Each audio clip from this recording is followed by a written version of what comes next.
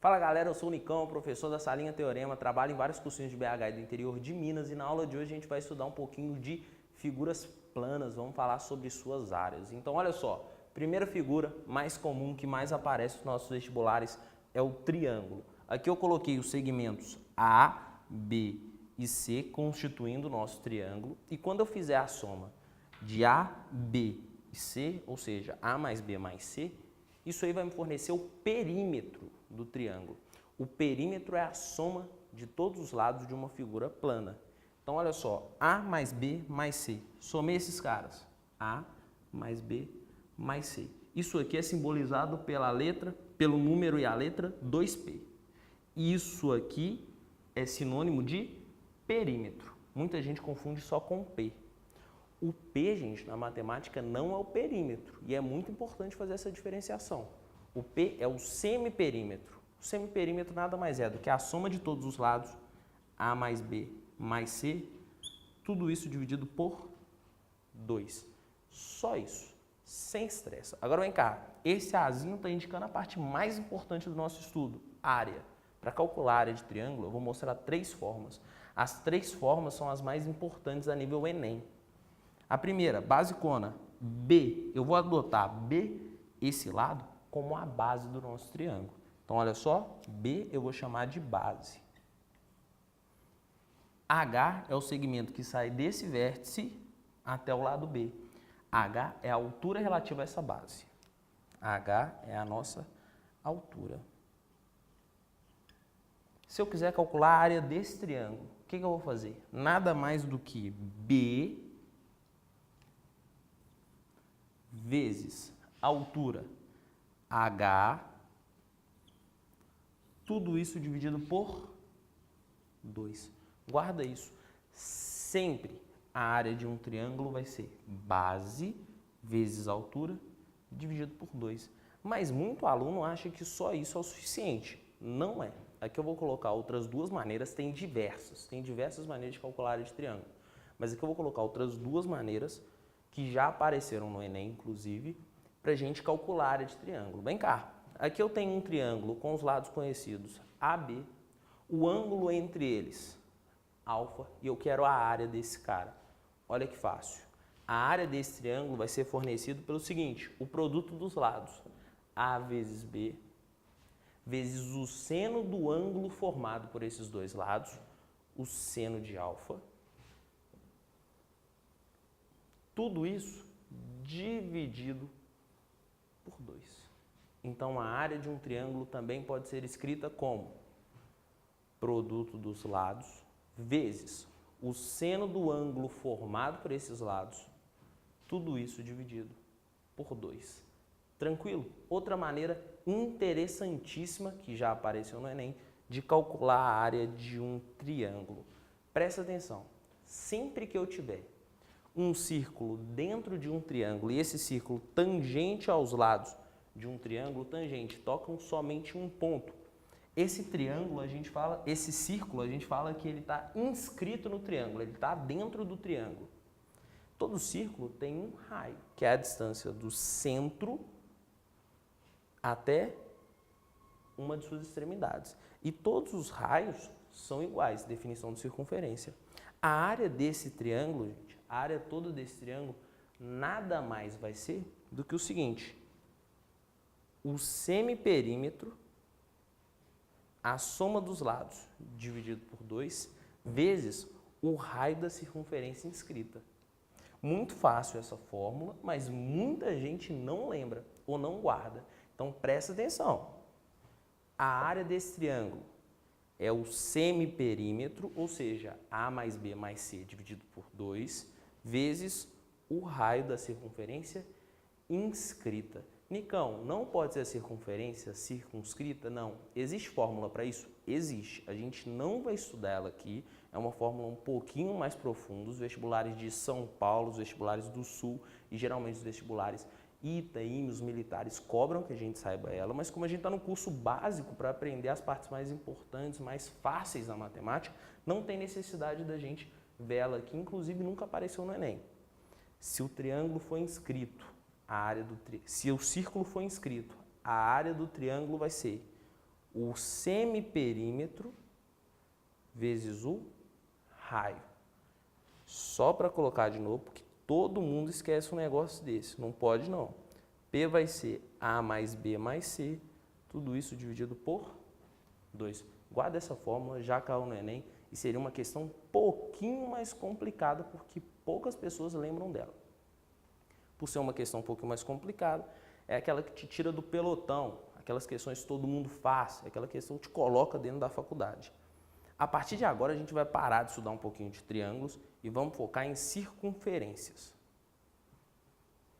Aqui a gente vai falar de circunferência, uma figura geométrica muito conhecida, uma figura que a gente vê no nosso dia a dia constantemente e que aparece no Enem todo ano. Eu não lembro uma edição do Enem, seja ela o Enem comum, o Enem PPL, o Enem Libras, que não tem uma questão de circunferência. Então é muito importante. Definição de circunferência é que é um lugar geométrico, né, que todas essas extremidades aqui distam do centro da circunferência o mesmo pedaço, né, a mesma distância, que a gente chama de R, o raio. Continuando, aqui tem duas fórmulas extremamente importantes. A primeira e mais conhecida de todos é π vezes o raio da circunferência ao quadrado. Essa fórmula, π vezes o raio da circunferência ao quadrado, vai me fornecer a área dessa circunferência. Eu gosto de brincar com os alunos que essa fórmula é mais importante que o nome do aluno no dia de fazer o vestibular. Isso aqui vai aparecer na sua prova com certeza. A segunda fórmula, C, a gente está trabalhando com a ideia de comprimento da circunferência. Comprimento é isso aqui, gente, ó. E o comprimento da circunferência é dado por uma seguinte fórmula. Ela é diferente dessa e muito aluno confunde. A área de uma circunferência é πr ao quadrado e o comprimento é 2π vezes o raio. 2π vezes o raio. Aqui eu tenho a área da circunferência, πr ao quadrado. Aqui eu tenho o comprimento da circunferência, 2π vezes o raio.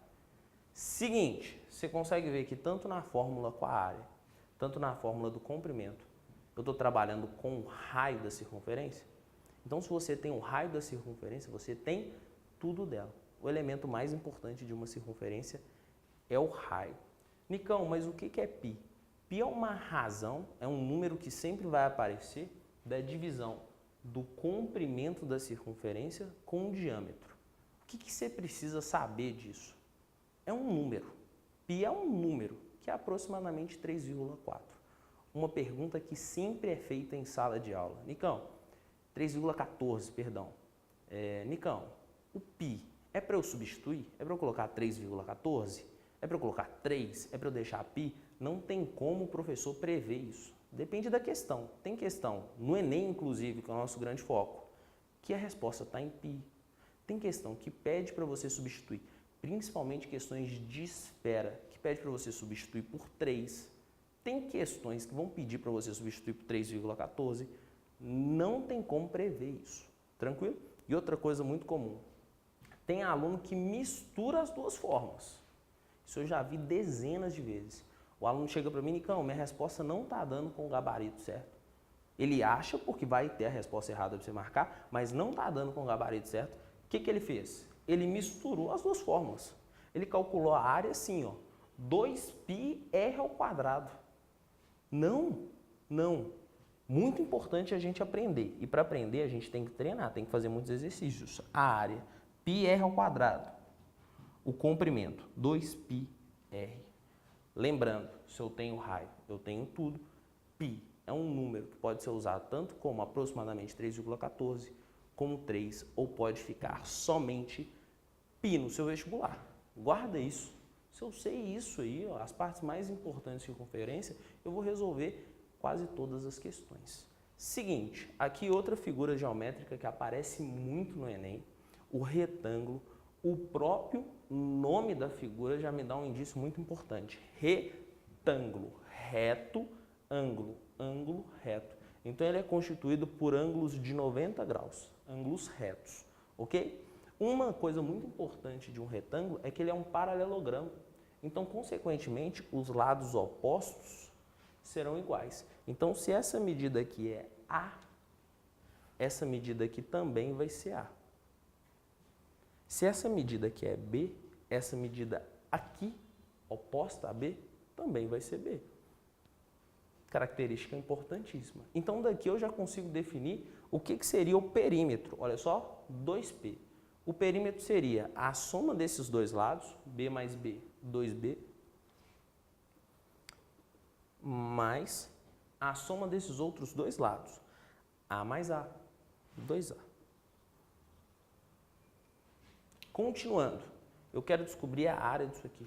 Isso aqui é a parte mais tranquila de todas. Inclusive, é a principal fórmula para cálculo de área, que é base vezes altura sobre 2, vem daqui. A área de um retângulo nada mais é, gente, do que a base vezes a altura. A base aqui a gente está trabalhando como B, a altura a gente vai pegar A. Então, a área de um triângulo nada mais é do que B vezes A. Tem professor que ensina assim, é o produto das dimensões. Tá certo. B é uma dimensão, A é outra dimensão. Isso aqui é a parte principal de retângulo. Só uma observaçãozinha, tranquilo. Se eu pegar um segmento que sai desse cara, desse vértice até esse aqui, tem nome. Esse cara aqui é a diagonal, beleza? Vou chamar de D. Vou fazer uma observação que aparece em alguns vestibulares e é bom a gente ter em mente. Olha para esse triângulo que eu vou passar o dedo. Esse triângulo aqui. Você consegue ver que esse triângulo é um triângulo retângulo? E a gente aprendeu aulas passadas. Viu um triângulo retângulo? Primeira coisa que eu vou pensar. Teorema de Pitágoras. Aplica. A diagonal desse retângulo vai ser diagonal ao quadrado é igual cateto ao quadrado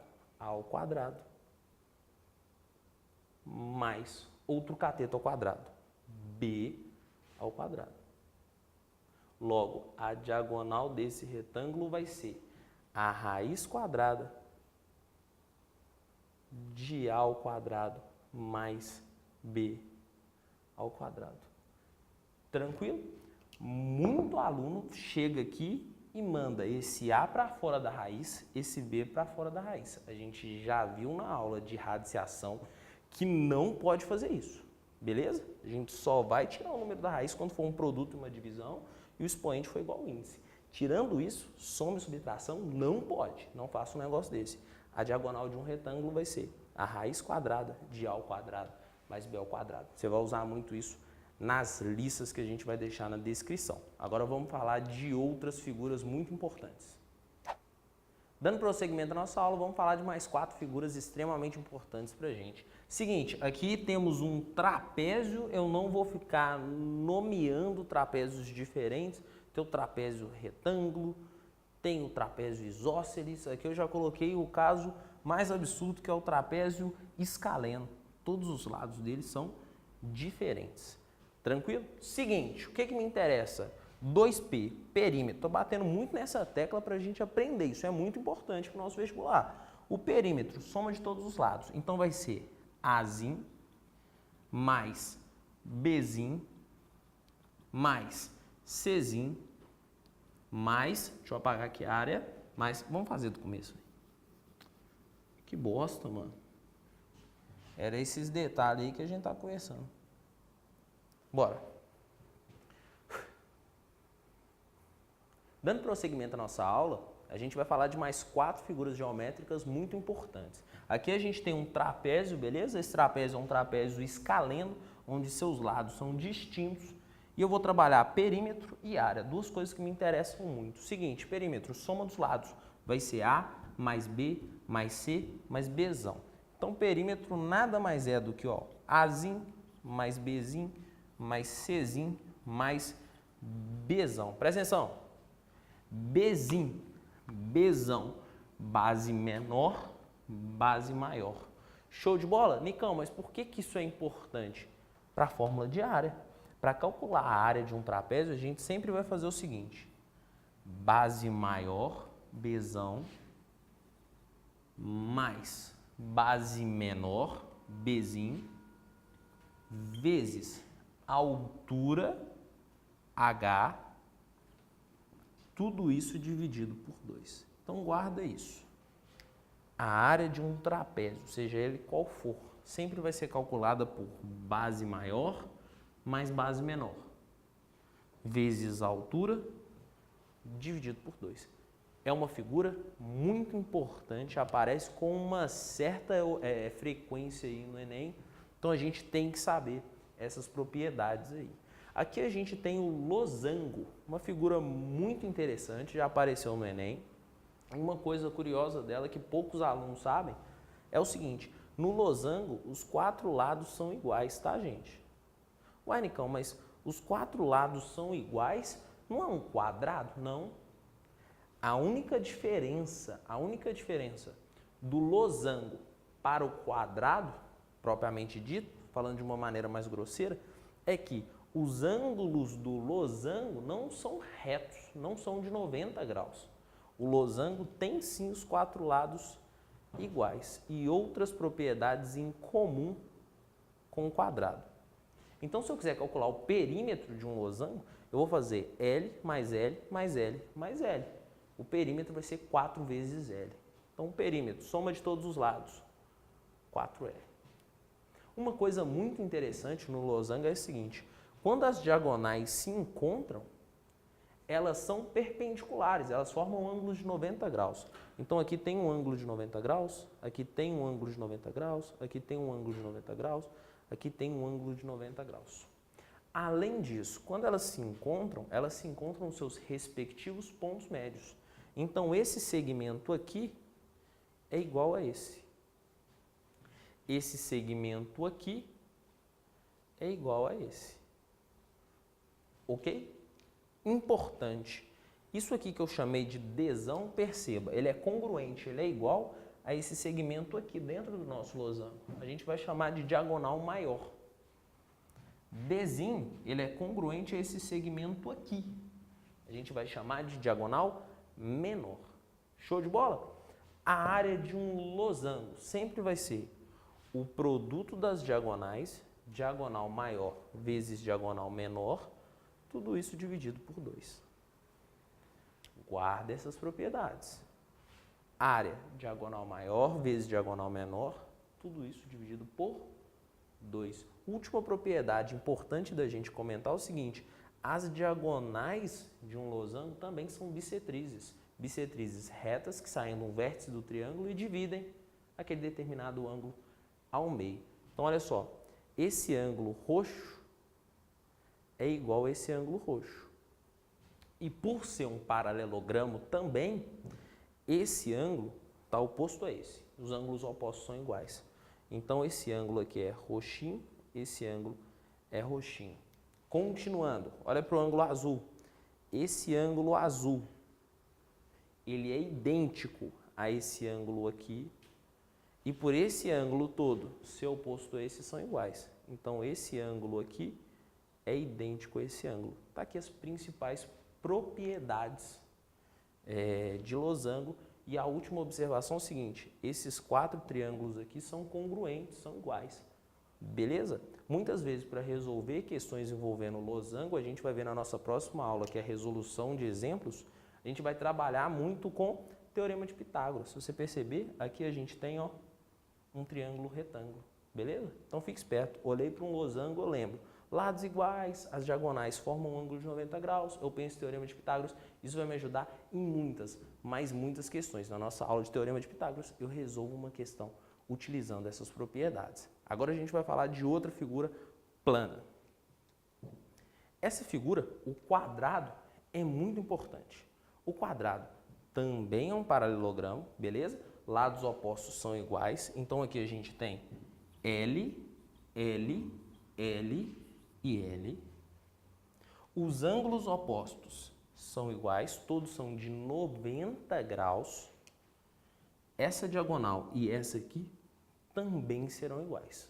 Antes de qualquer coisa, a área de um quadrado é base vezes altura. A gente pode guardar só assim, lado ao quadrado. Ok? Dando prosseguimento, eu estou falando de 2P, eu estou falando de perímetro. Eu estou falando da soma dos lados. Olha que bonito. É a mesma coisa do losango. Como a gente tem 4 lados iguais, o perímetro vai ser 4 vezes o lado. Aqui a gente vai falar que é 4L. É uma figura que aparece muito, mas bem simples a gente trabalhar. Aqui eu tracei a diagonal. Esse elemento é muito, mas muito importante. Então guarda. Vem cá. Diagonal. Como que eu vou escrever esse negócio? Você consegue ver que aqui eu tenho um triângulo retângulo? Vou aplicar o teorema de Pitágoras. Vai ficar assim. Deixa eu pegar o pincel azul. D ao quadrado é igual. Cateto ao quadrado mais cateto ao quadrado. L ao quadrado mais L ao quadrado. Ok? L ao quadrado mais L ao quadrado, 2L ao quadrado. Então, eu tenho que a diagonal do quadrado ao quadrado é igual a 2 que multiplica L ao quadrado. Eu não fico demonstrando isso geralmente. Sempre um aluno me pergunta e no final da aula eu demonstro as fórmulas e tal, eu gosto muito. Mas é porque isso aqui a gente vai trabalhar um pouquinho de radiciação. É importante a gente comentar.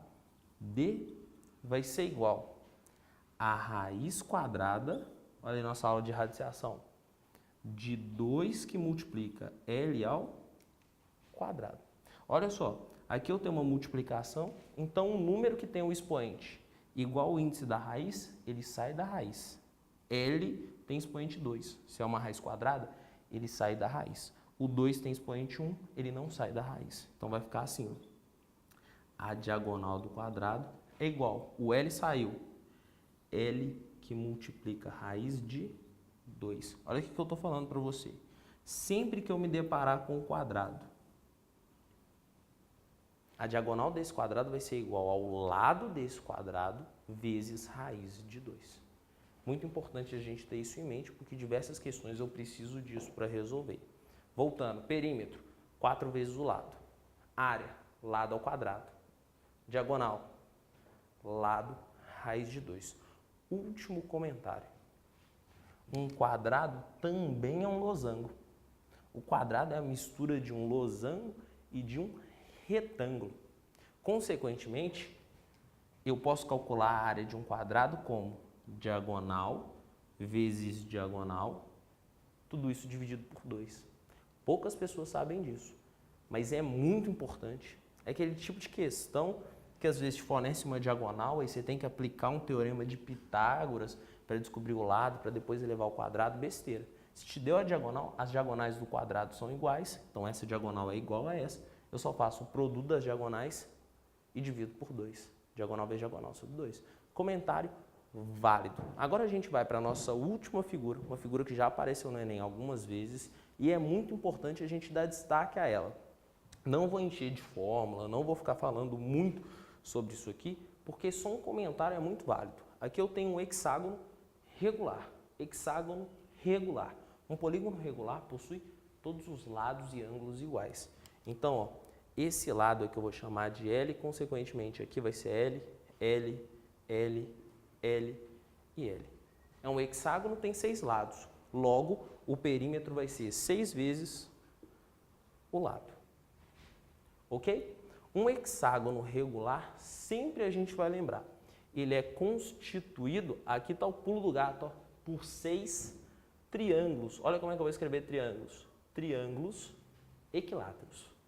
6 triângulos equiláteros. Lembrando, triângulos equiláteros são triângulos que possuem os ângulos iguais a 60 graus e os lados iguais, beleza? Então, esse triângulo é igual a esse, é igual a esse, é igual a esse, é igual a esse e é igual a esse. Os 6 triângulos são equiláteros, então todos os lados são iguais. Consequentemente, para calcular a área desse cara, é só fazer 6 vezes a área do triângulo equilátero. E quem quiser, tem uma fórmula para a área do triângulo equilátero. A área do triângulo equilátero é L ao quadrado vezes raiz de 3, tudo isso sobre 4. Não vou simplificar, deixa aí para você ter noção, não precisa sair cortando. Muitas vezes o aluno pega e sai cortando quando ele está vendo aula, quando ele está estudando, aí depois de 2, 3 meses que ele vai revisar aquela matéria, ele não lembra o que ele fez. Coisa mais comum é um aluno me parar no corredor do cursinho, ó, Nicão, mas e aí, que a gente fez aqui? Matéria não sai, deixa aqui, ó, simples. 6 vezes L ao quadrado, raiz de 3 sobre 4. 6 vezes a área do triângulo equilátero. A gente viu as principais figuras, agora a gente vai colocar em prática. Veja a aula de resolução de questões com isso. Eu peguei questões aí fáceis, médias e um pouquinho mais complicadas. Baixa a lista, que aqui embaixo, com todas as questões corrigidas e comentadas. Curta o vídeo, se inscreva no canal, me siga e siga o professor Jacques Braga aí nas redes sociais. Forte abraço, que a Matemática os acompanhe.